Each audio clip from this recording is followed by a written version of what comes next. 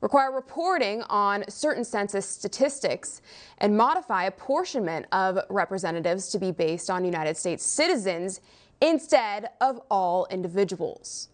But we know that Democrats in the Senate will not bring this to a vote, which means that on top of bleeding us dry economically and waging crime sprees across the nation, they will soon get voting power through representation.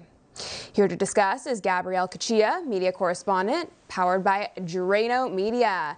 Gabrielle, thanks so much for being with us today. It's great to have you on the show. Allison, thank you so much. Just for your viewers, I used to be the White House correspondent for One American News back in 2019, and I just love OAN so much, and I've loved seeing you grow, and happy to be here, truly. It's such a nice little reunion. Well, that means so much to me and the network. We're so excited to have you here. Hopefully we can make this a regular thing. But Gabby, yeah, that would be awesome.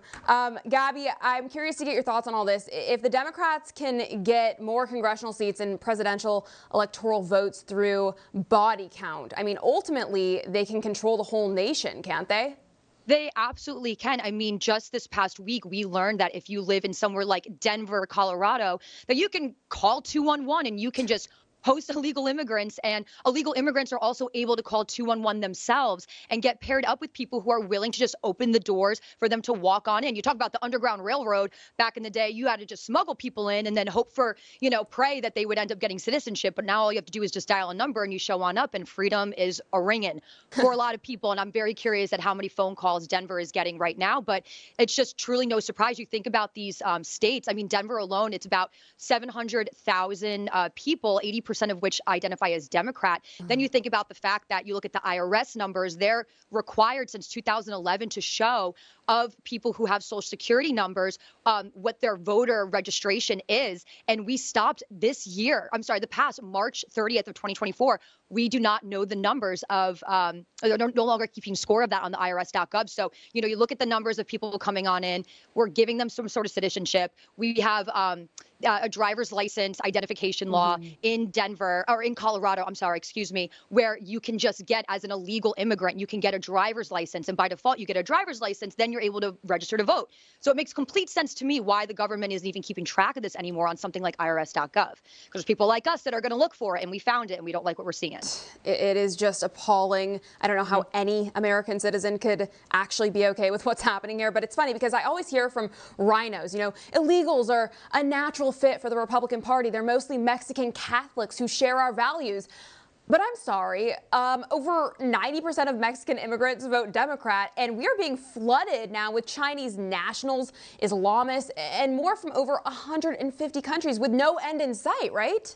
Yeah, no, you're absolutely correct. And I always like to follow up when people talk about illegal immigration and they just assume the South American countries. I'm like, that's a little racist if you ask me, because I remember being at the University of Pennsylvania. You talk about liberal schools and the institutions. I mean, you look at the Biden Center for Global Engagement. They actually got $900,000 from 2017 to 2019 straight from the CCP.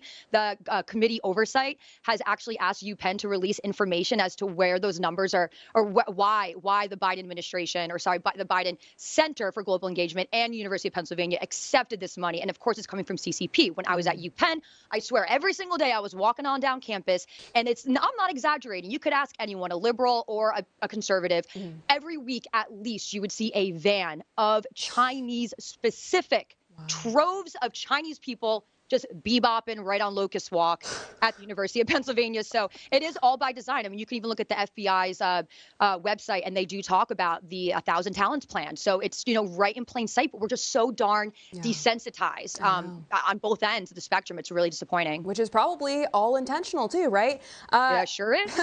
Meanwhile, while all of this is happening, they're, of course, killing us economically too, getting goodies that Americans simply don't get. Like you mentioned, in Denver right now, the illegals have sent a list of demands now to the mayor for housing, 3 meals a day. I mean, the list goes on. We've seen multiple cities implementing this. What are your thoughts? What are my thoughts? The thoughts are, I wish I wasn't an American right now for some reason, right? I mean, sheesh, with the Biden economy, I'm like, yeah, I would be more than happy getting, you talk about somewhere like Colorado, they get 6 months free of rent. They don't have to pay rent. the rent's too dang high. I think you can say dang on television. I don't know Yes, anymore. you Been can. out of it for a little bit, but they're getting their food. They're getting supplies. I mean, even if you're one to host these people, these illegal immigrants, you get your utilities paid for. And then think about the fact that you have fantastic squatter laws these days. Yeah. So you think you bring in an immigrant family and then say they have a baby or say they just have young children. I mean, I would be the best tenant ever, right? Because if I spend a certain amount of time in somewhere like Colorado, I actually own the property. Yeah. Just by pure squatter law. It's phenomenal, truly. It is truly phenomenal. It baffles my mind. And honestly, I don't know if you're down, but maybe we could take a trip down south and then re-enter and get some of these benefits, because this is just insane. I mean, these people break into our house and make demands that we provide a guest house, fill our fridges up for them. But they're a natural voting constituent for Republicans. It's mental. Nuts. It's mental. The worst part is that our government's facilitating that, right? People like you and I can speak up and we could say no, and we could let people know what the heck is actually going on, but to not have the backing. I would even say, I'm a conservative for sure, but I'm not going to make any passes for people just because they have a seat at Capitol Hill. Those are our dollars paying for their salary. Amen. Amen, sister. I am with you on that. You mentioned this a little bit ago. I wanted to dive a little bit deeper. You recently reported that on top of all of these other goodies, there's a bill, which is SB 13251, that allows the issuance of a non-citizen driver license for the illegals. What more can you tell us about this? Unfortunately, that it's true. And there's not a lot of mental gymnastics to go along with this, other than the fact that you look at the dichotomy of those that actually took the test. They know their American history, and they are the ones that actually are forced to go physically into the DMV. But if you are an illegal immigrant, then you can renew your ID that should have never been given to you in the first place, considering a driver's license. And you could do that online. So that just kind of snowballs into all these demands. When you talk about that Denver list, they're saying, hey, give us free showers. I want, if the food on top of that, I want cultural appropriate food, handling transportation, and then dealing with the education for their children. I mean, it is just gimme, gimme, gimme. So this is just another additive to it, truly. And what a shame. But it's like falling in line with, I'm from New York. It falls right in line with that. I can't tell you how many times I begged just to show my ID when I would vote. But they don't care anyway. So it's all just snowballs into a complete mess, truly. Yes, it really does. It's just yet another admission that you have to have IDs to live in America. Meanwhile, they fight voter ID, right? It's so ridiculous. You cannot make this stuff up. But, you know, one massive lie they tell us about illegals is that they contribute more to America economically than they take. But a new study out of Britain proves that mass illegal migration is, not shockingly, a drain on resources. My goodness. Did you ever see that one coming? No, who knew? Who knew?